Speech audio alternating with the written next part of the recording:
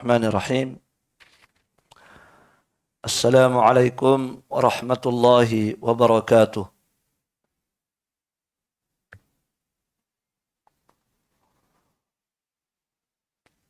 Alhamdulillah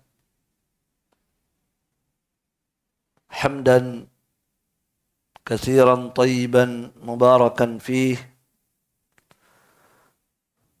mubarakan alaih kama yuhibbu rabbuna wa yardah. Asyhadu an la ilaha illallah wahdahu la syarika lah iqraran bihi wa tauhida wa asyhadu anna nabiyyana Muhammadan abduhu wa rasuluh sallallahu alaihi wa ala alihi wa ashabihi wa sallama tasliman katsira. Amma ba'd.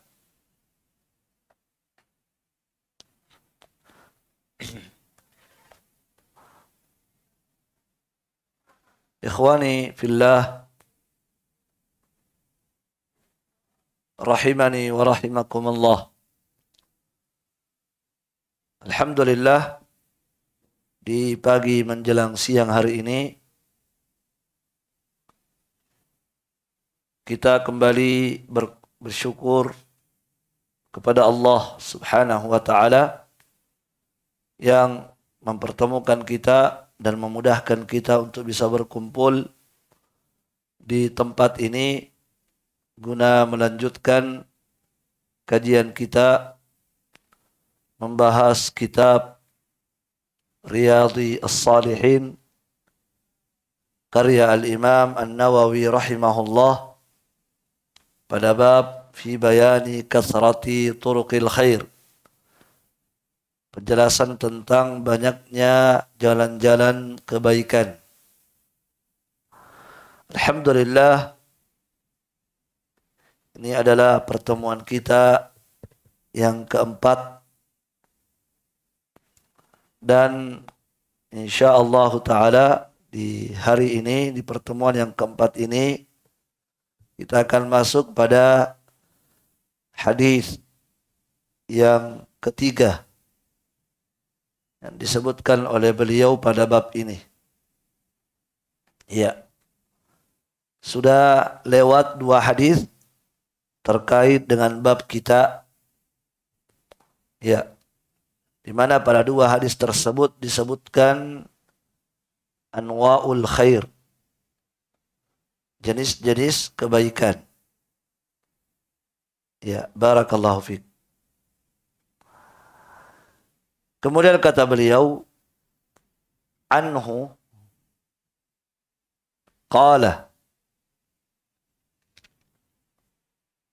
darinya, maksudnya dari Abu Dzar, Jundub bin Junadah radhiyallahu taala anhu, beliau berkata, qala an-nabiy sallallahu alaihi wasallam, Rasulullah sallallahu alaihi wasallam pernah bersabda, uridat alayya a'malu ummati hasanuha wa sayyi'uha. Telah diperlihatkan kepadaku, telah dinampakkan kepadaku amalan-amalan umatku yang baiknya dan yang jeleknya. Ya. Fawajadtu fi mahasini a'maliha al-adha yumatu 'anit tariqi. Maka ternyata aku mendapati amalan-amalan baiknya umatku adalah al-adha, adalah sesuatu yang mengganggu, yang disingkirkan dari jalanan. Ya. Artinya di antara kebaikan yang Nabi lihat dari kebaikan-kebaikan umatnya adalah ya menyingkirkan gangguan yang ada di jalan. Ya.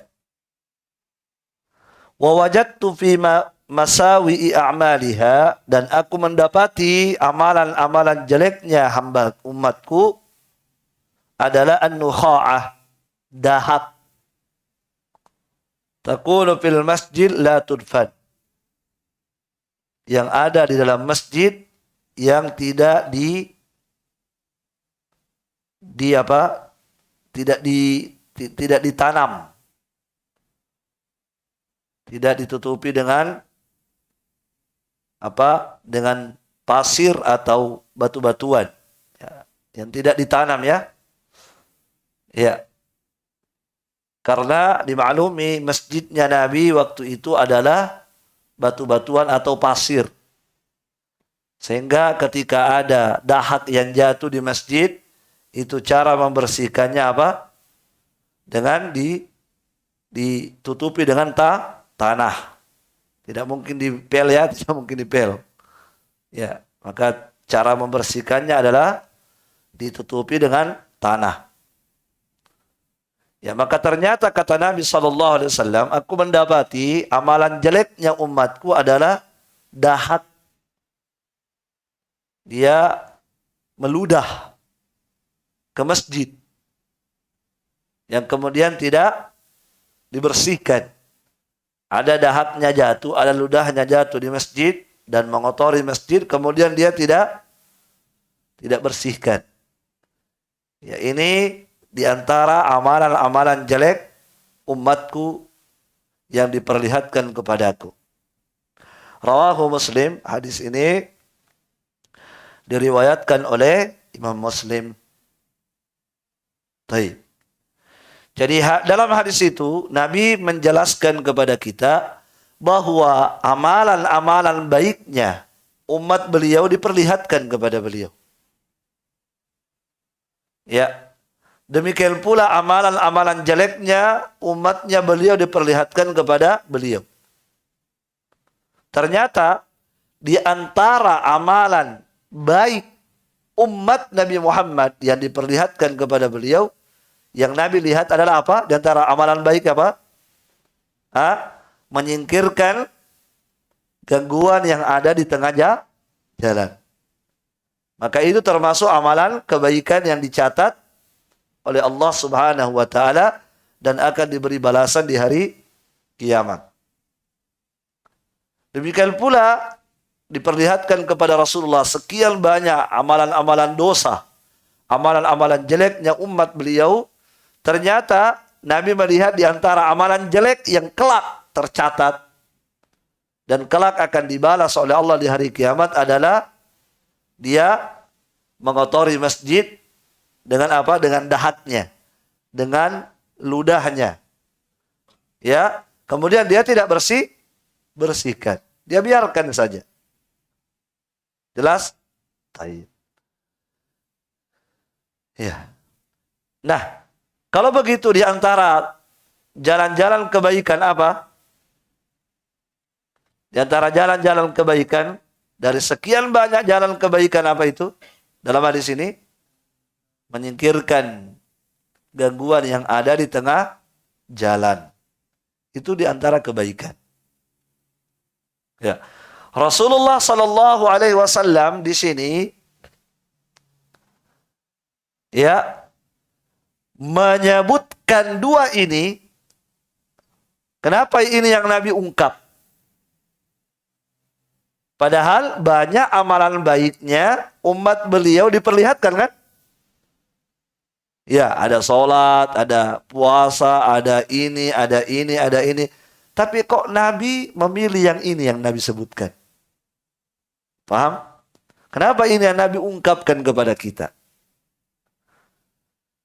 Demikian pula dosa-dosa umat beliau, dosa-dosa hamba Allah Subhanahu wa taala, kejelekan-kejelekan hamba Allah Subhanahu wa taala juga sangat banyak. Tetapi kenapa yang ini beliau ungkap? Yang ini beliau beberkan kepada kita. Kenapa bisa? Hah? Kenapa bisa?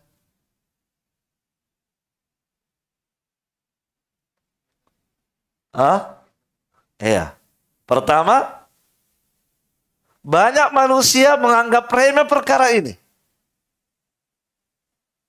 Bahkan mungkin mereka menganggap itu bukan termasuk dari kebaikan. Iya. Banyak orang ketika lewat di jalan, jelas-jelas ada hal-hal di tengah jalan yang bisa membahayakan pengguna jalan, tetapi tidak apa? Tidak tergerak sedikit pun hatinya untuk berbuat kebaikan dengan memungut hal-hal yang mengganggu pengguna jalan, disingkirkan. Padahal itu termasuk kebaikan. Paham? Dan itu termasuk kebaikan yang mudah dilakukan. Aisar, sangat mudah dilakukan. Tapi kenapa manusia lalai dari perkara yang baik ini? Makanya itu yang Nabi ungkapkan kepada kita. Sebab seringnya hal ini kita alami setiap hari. Kita selalu lewat di jalan atau tidak? Selalu lewat. Dan sering kita mendapati hal-hal yang mengganggu di tengah jalan. Tetapi ya seringnya kita lalai dari satu kebaikan ini. Padahal dia sangat mudah dilakukan. Jelas ya? Nah. Ya. Makanya Nabi sebutkan. Demikian pula yang kedua tadi yang dosa. Di antara dosa, apa dosa? Hah? Nah, membiarkan dahaknya jatuh di masjid, kemudian dia tidak bersihkan.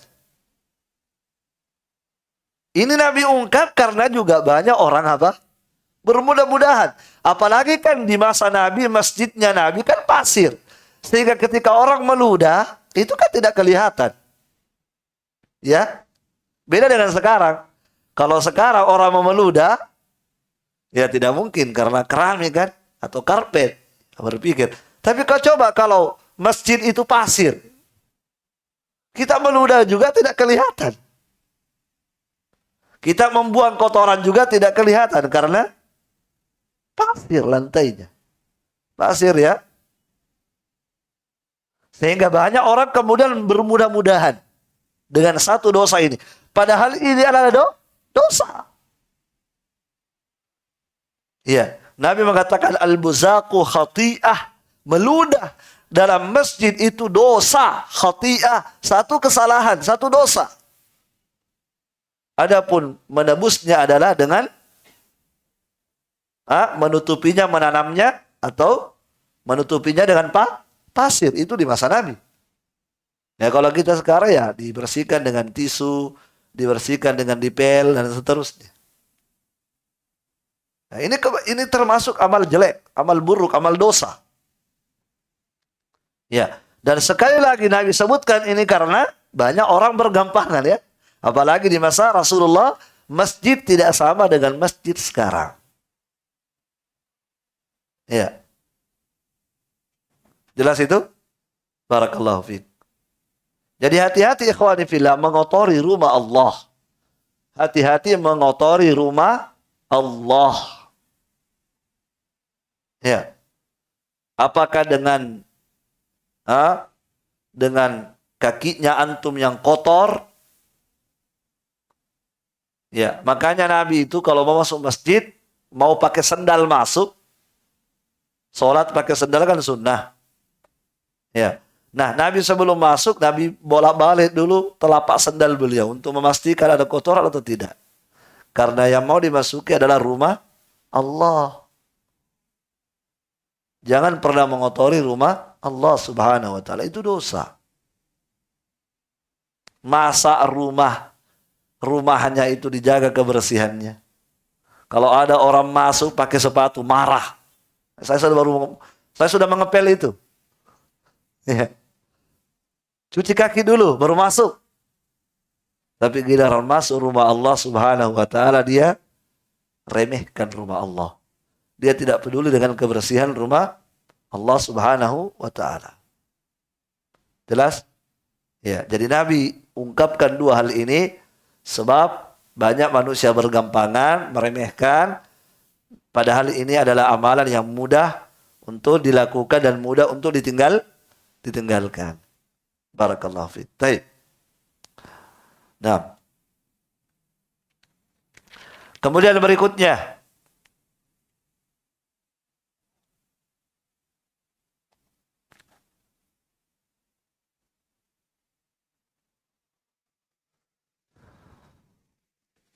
Syekh Ibn Utsaimin dalam syarah menyebutkan, ya, kata beliau, Nabi SAW di sini menyebutkan menyingkirkan gangguan dari jalan itu termasuk kebaikan dan mendapatkan pahala sedekah. Ya. Maka kata beliau,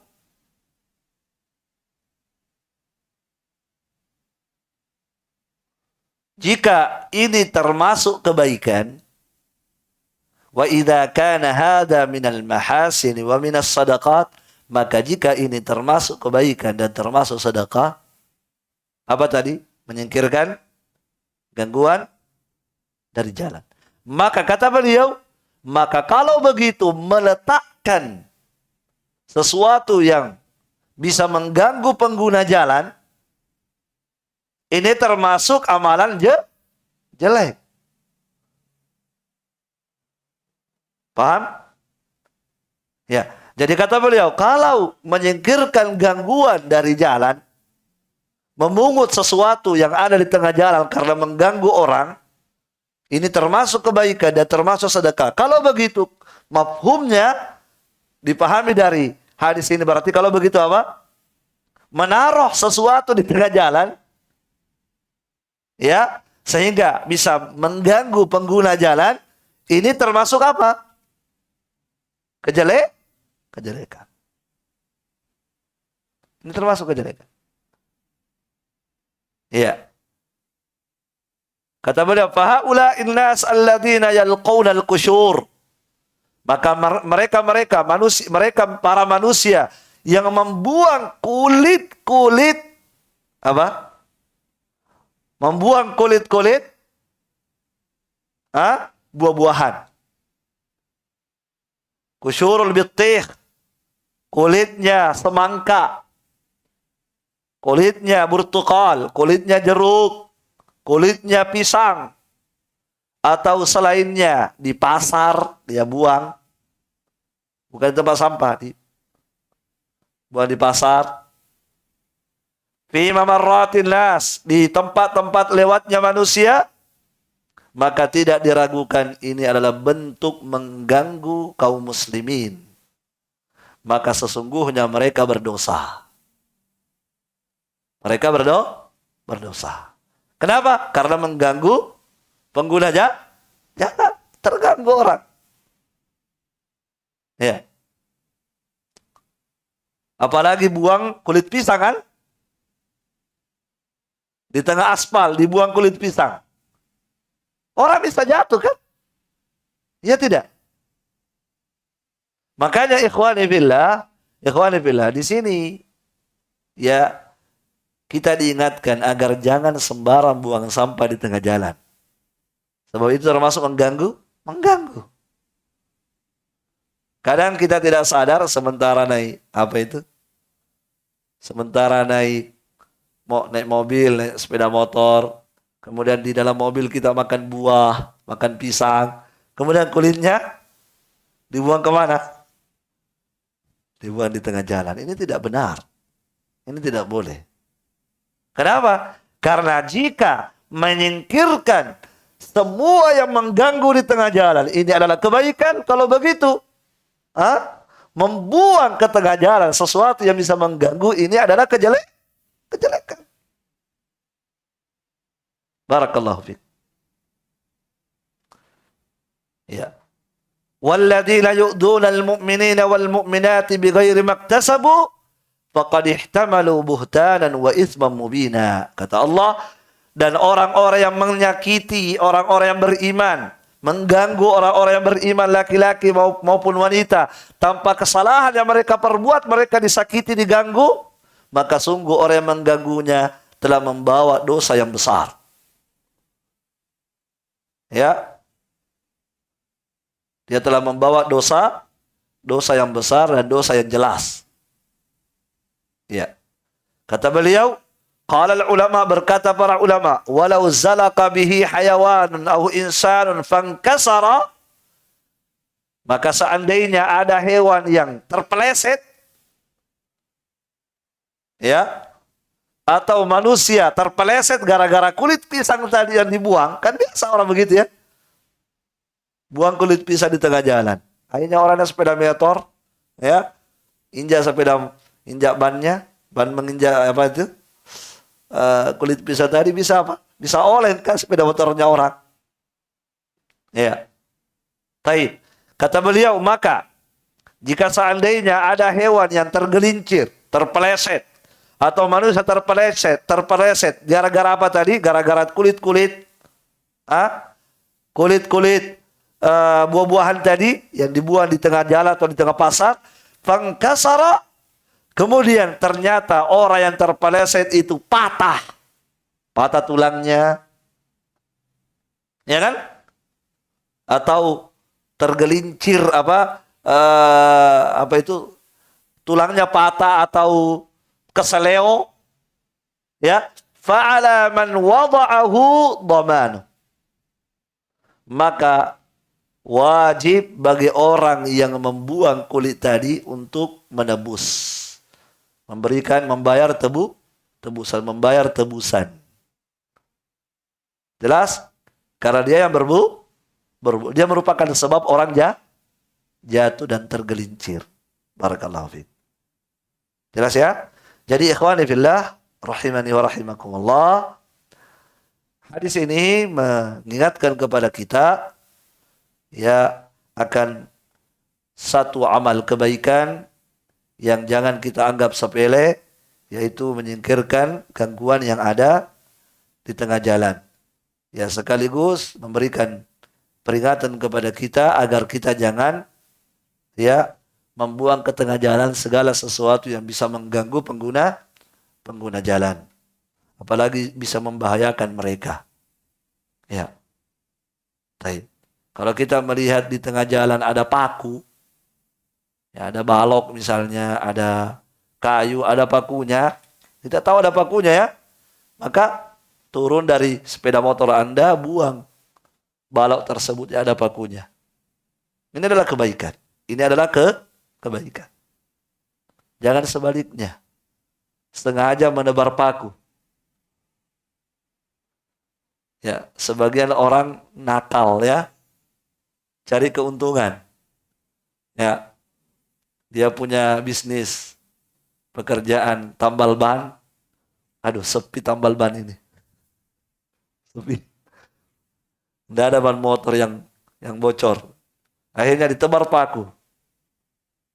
Ada yang seperti nakal, ya. Ditebar paku sekitar tempat tambal bannya. Sehingga orang lewat langsung kempes ban motornya. Tinggal di tempat dia. Ada yang seperti itu, na'udzubillah ya. Baik, barakallahu fiik. Baik. Ya, jadi kita sebagai seorang muslim dan muslimah itu harusnya apa, ikhwas kalian? Harusnya kita memberikan kenyamanan kepada pengguna jalan. Barakallahu fiik. Baik. Kemudian berikutnya Ar-Rabi', hadis yang keempat.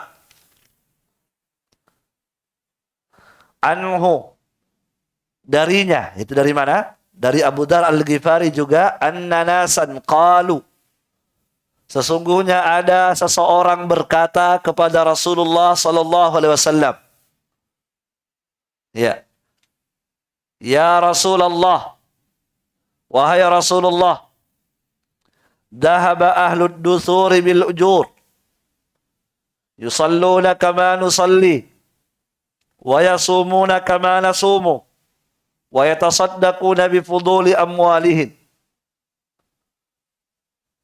Ya Rasulullah, orang-orang yang punya harta, orang-orang yang kaya telah pergi mendahului kami dengan membawa pahala yang sangat banyak. Jadi yang datang ini ke Nabi adalah orang-orang miskin. Dalam sebagian riwayat yang datang itu adalah fuqaraul muhajirin. Orang-orang miskin dari kalangan sahabat muhajirin. Mereka mendatangi Nabi dan berkata ke Nabi, ya Rasulullah, mereka orang-orang kaya, mereka telah pergi mendahului kami. Artinya mereka telah mengalahkan kami dengan harta-harta benda yang mereka miliki. Ya, mereka telah mengalahkan pahala-pahala kami. Kalah kami dengan mereka. Ya, yusalluna kama nusalli. Mereka sholat, kami juga sholat. Ya. Jadi kalau berbicara masalah pahala sholat, kami bisa saingi mereka. Kenapa? Karena kalau mereka sholat, kami juga bisa. Wa yasumuna kama nasumu. Dan mereka berpuasa, kami juga berpuasa. Ya kan? Masya Allah. Perhatikan di sini. Orang-orang miskin di masa Nabi, kemiskinan yang menimpa mereka tidak kemudian menjadikan mereka jauh dari agama. Justru kemiskinan yang menimpa mereka semakin mendekatkan mereka kepada Allah Subhanahu wa ta'ala. Itu yang kita saksikan dari sahabat. Adapun muslimin sekarang, tidak sedikit dari mereka menggadaikan agamanya, bahkan menjual. Sudah, bukan lagi menggadaikan. Kalau menggadaikan masih bisa kembali. Menjual agamanya hanya karena perut. Hanya karena kemiskinan. Kalau para sahabat tidak demikian. Justru kekurangan, kemiskinan, penderitaan yang mereka rasakan justru semakin membuat mereka semakin mendekatkan diri kepada Allah Subhanahu wa ta'ala. Semakin tebal rasa tawakal mereka kepada Allah. Makanya Nabi pernah mengatakan kepada sahabat, wahai para sahabatku, laisal faqru akhsha alaikum. Bukan kemiskinan yang aku takutkan merusak agama kalian. Bukan. Kenapa? Karena Nabi sudah melihat bagaimana para sahabat kokoh di atas kemiskinan. Kokoh. Maka apa kata Nabi? Bukan kemiskinan yang aku khawatirkan merusak iman kalian, merusak agama kalian. Bukan itu. Tapi justru dunia yang aku takutkan. Wa inna ma akhsha alaikum. Tetapi yang aku khawatirkan, yang aku takutkan bisa merusak agama kalian adalah antubsata alaikum dunia. Ketika sudah dihamparkan dunia di depan mata kalian. Itu. Ya. Jadi para sahabat, di kondisi mereka susah, mereka bisa bersaing dengan orang-orang yang kaya. Apa kata mereka? Ya Rasulullah, mereka yang punya duit, yang punya banyak harta, mereka sholat, kami juga bisa sholat. Kami bisa ungguli mereka. Kami bisa menyaingi mereka. Kalau mereka berpuasa, kami juga bisa berpuasa. Bahkan mungkin orang-orang kaya di masa Nabi lebih hebat berpuasa kan? Karena sudah terbiasa dengan kelaparan. Sudah menjadi makanan sehari-hari mereka. Kelaparan itu. Ya. Tetapi ya Rasulullah, yang membuat kami kalah pahala dengan mereka, bukan kami kalah dengan sholat, bukan kami kalah dengan puasa, tetapi kami kalah dengan apa? Wa yatasaddaquna bi fuduli amwalihim. Mereka bisa bersedekah dengan kelebihan harta mereka. Kami tidak. Kami tidak bisa bersedekah dengan harta sebab kami tidak punya harta.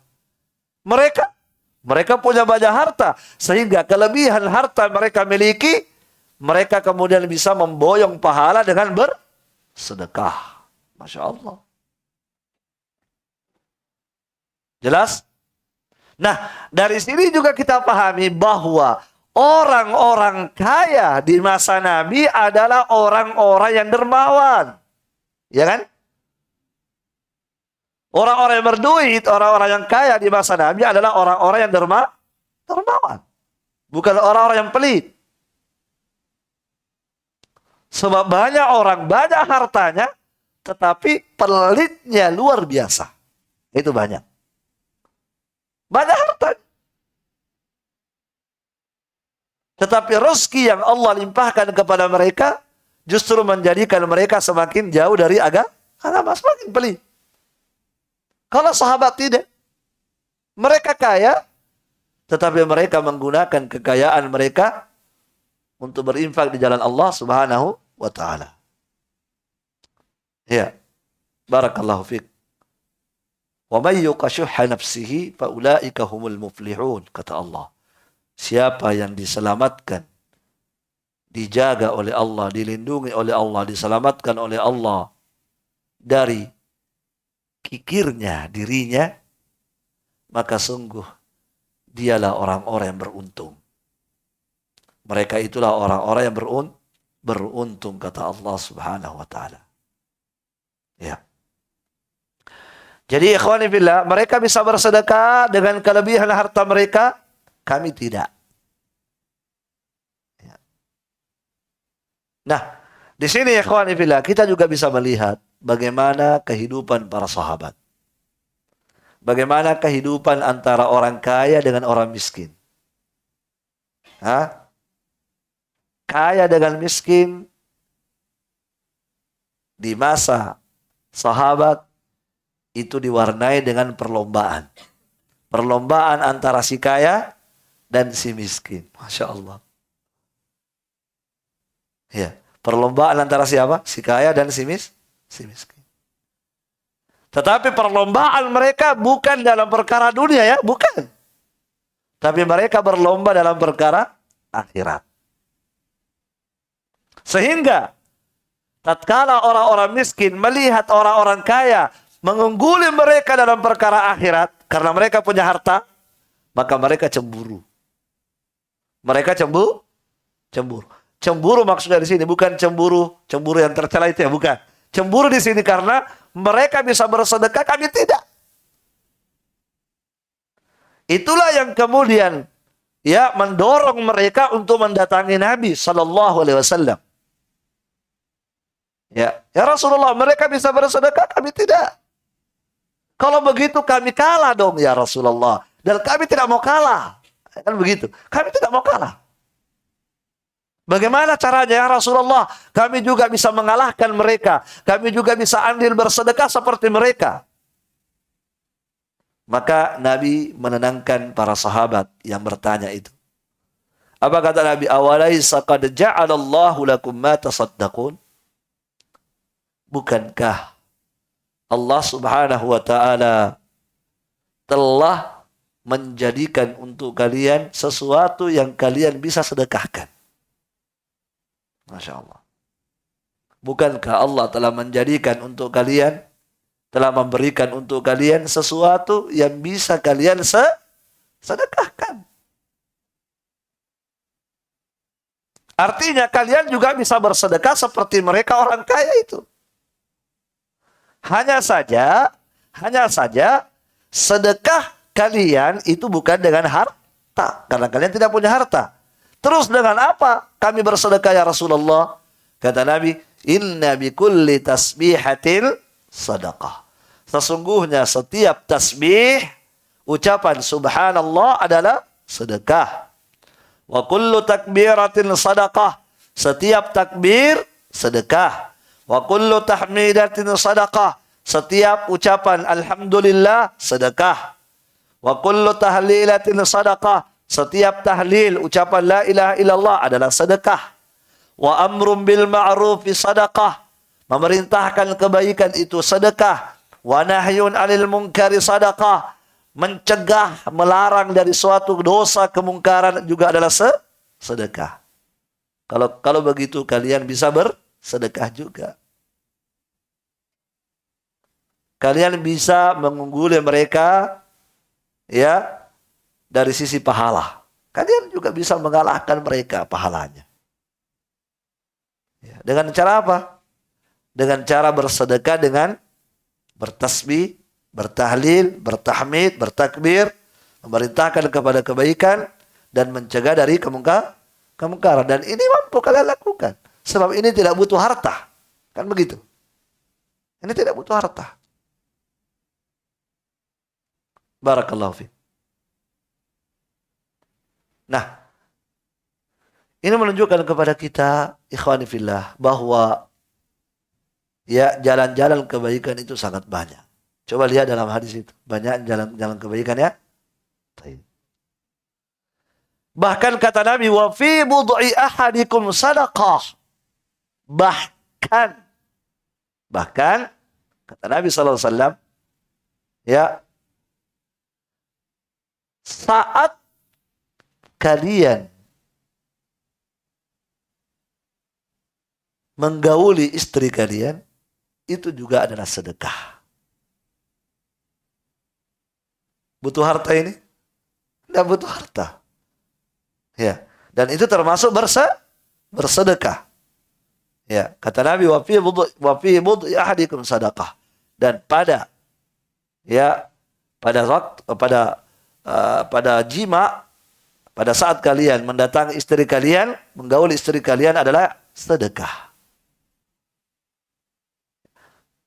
Qalu, maka mereka para sahabat berkata, ya Rasulullah, ayati ahaduna syahwatahu wa yakunu lahu fiha ajr? Sahabat terheran-heran. Ya Rasulullah. Ya. Apakah ketika kami menuntaskan syahwatnya,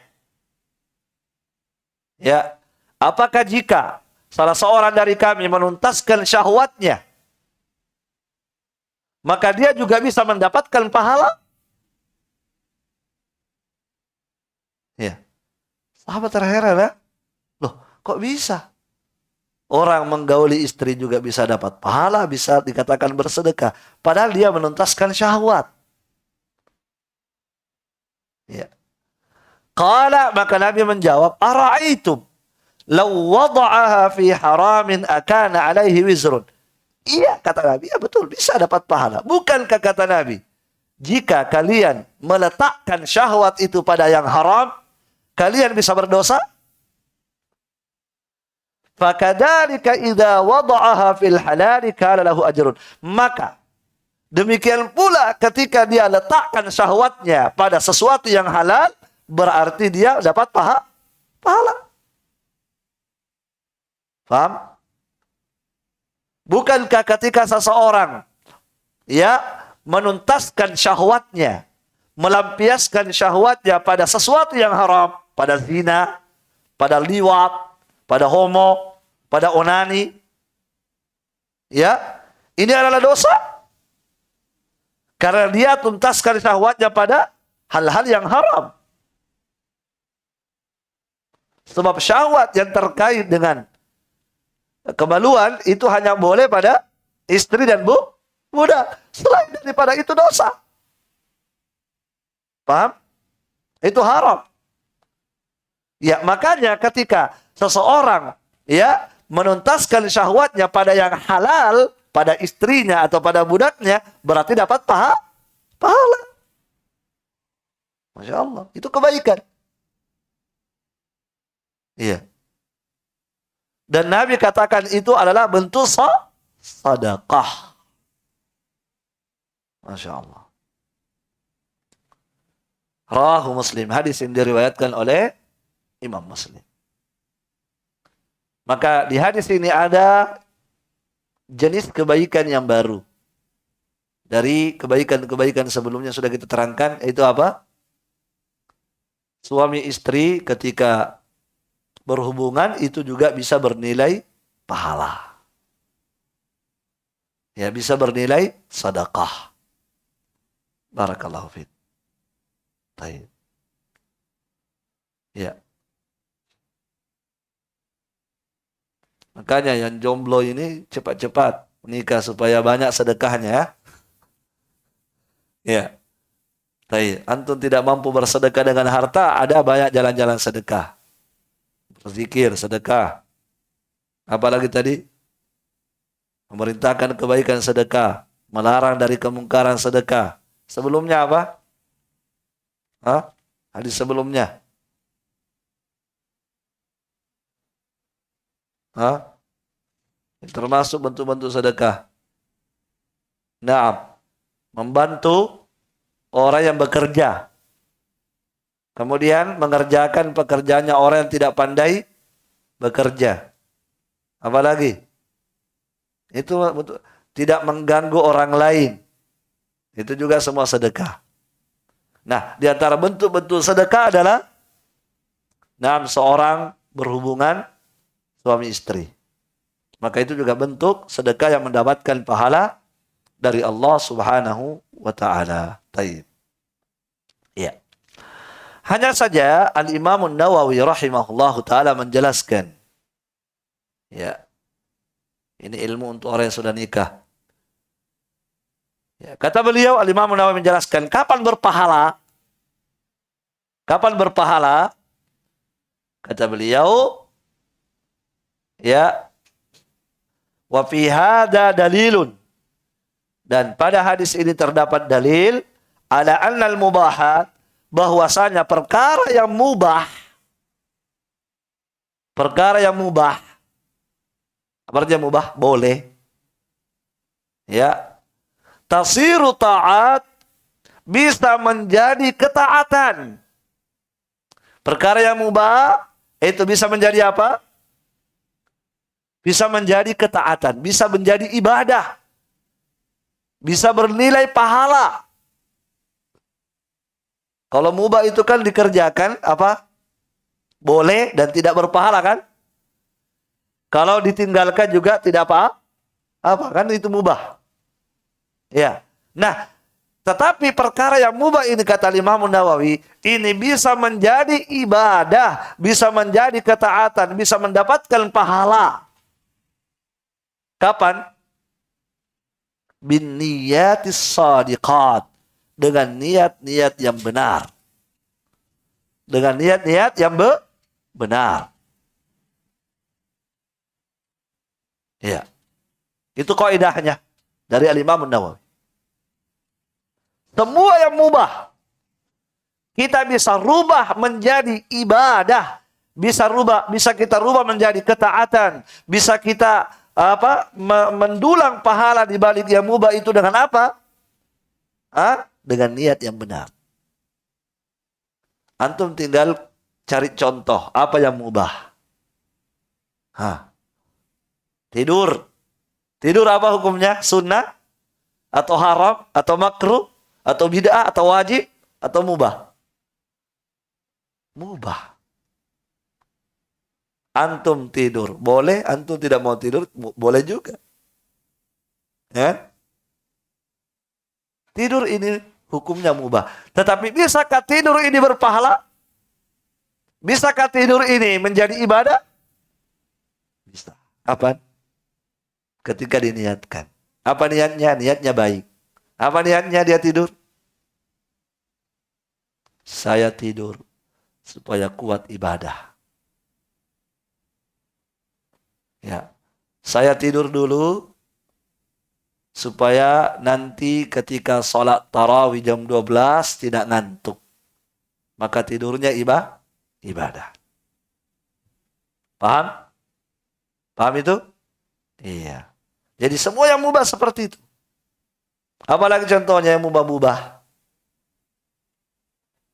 Makan. Makan hukumnya mubah. Tapi bisa menjadi ibadah. Kapan? Ketika dia niatkan makan untuk kuat beribadah. Bisa mendapat pahala. Ya. Kata beliau, fal jima'. Maka berjima ini termasuk mubah.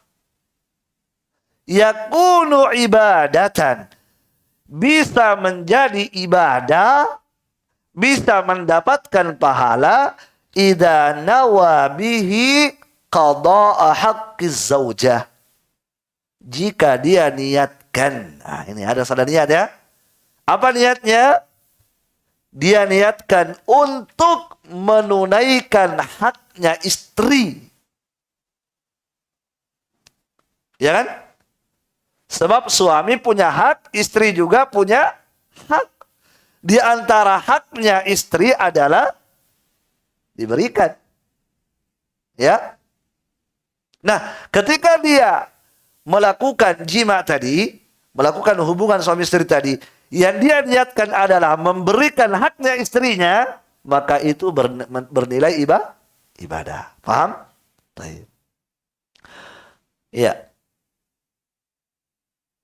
Au talabi waladin salih, atau dia ketika melakukan hubungan dengan istrinya, dia niatkan untuk mendapatkan dari hubungan mereka anak yang soleh. Dia niatkan itu supaya bisa lahir nanti keturunan yang kelak akan membela agama Allah Subhanahu wa taala, akan menjadi anak yang soleh. Nah, ini dapat pahala kan? Dapat pahala. Au i'fafi nafsihi au i'fafi zaujah, atau dia meniatkan ketika melakukan untuk ya menjaga kehormatan dirinya supaya tidak jatuh dalam perbuatan dosa, atau menjaga istrinya juga supaya istrinya juga tidak jatuh dalam perbuatan dosa. Itu dia niatkan. Menjaga dirinya, menjaga kehormatannya, dan juga menjaga kehormatan istrinya.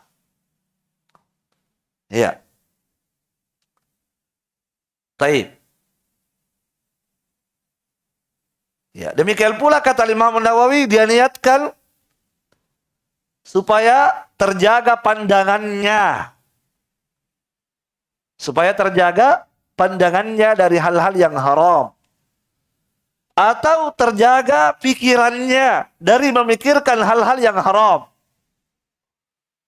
Atau terjaga keinginannya. Ya, terkekang keinginannya. Dan yang lainnya dari maksud-maksud yang baik. Dari niat-niat yang baik.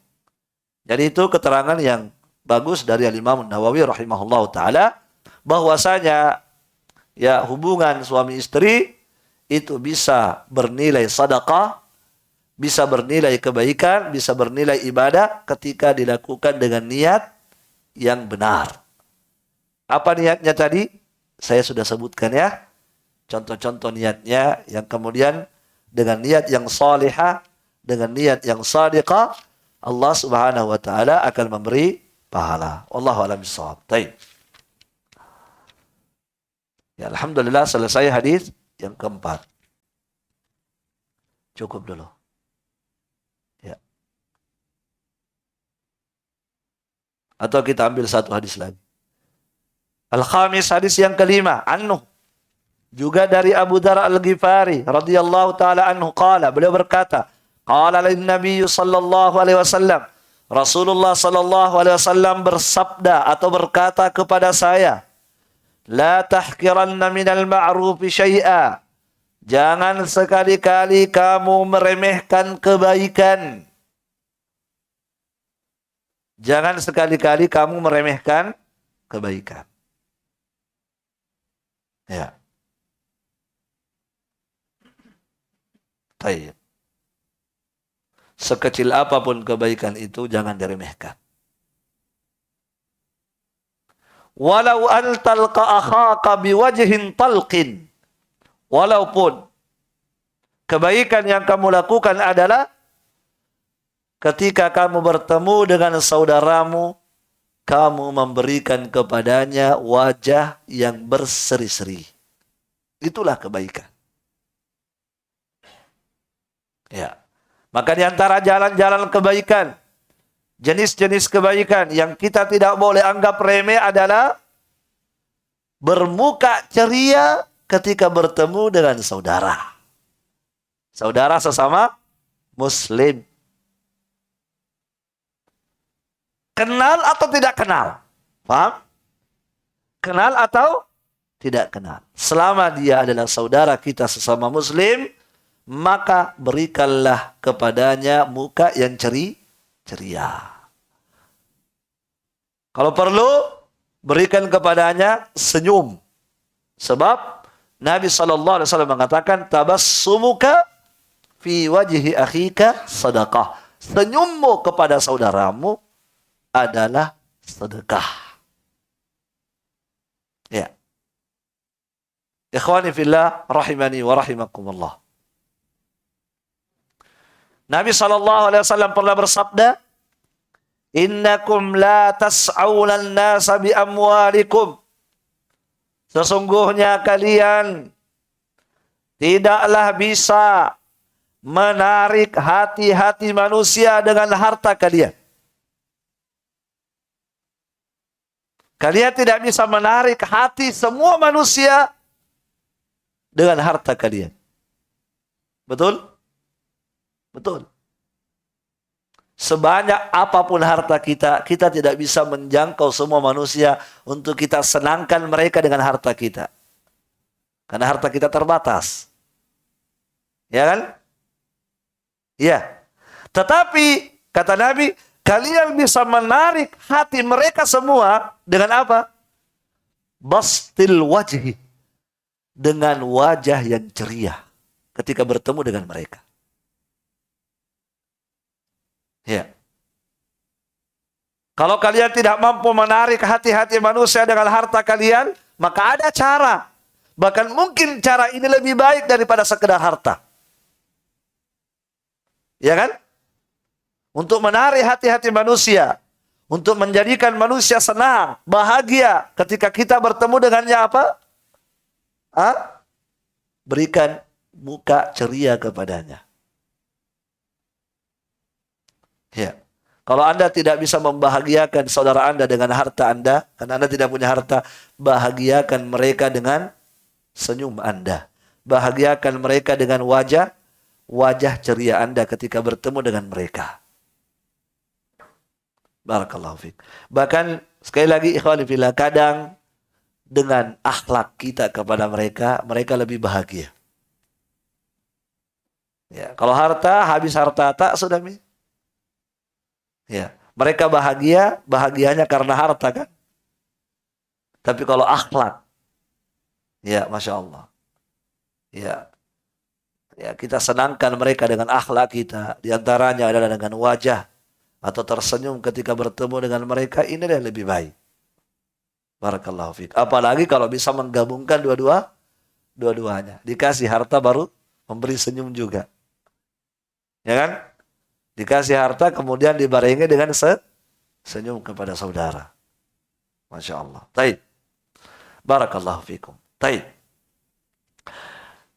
Ya, dan inilah akhlaknya Nabi kita, harus kita contoh ya. Nabi itu setiap bertemu dengan orang pasti memberikan muka yang baik.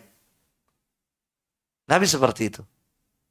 Ya, kata Jabir bin Abdullah, salah satu sahabat Nabi sallallahu alaihi wasallam, ya, selama aku masuk Islam, ya, wala ra'ani illa tabassama fi wajhi.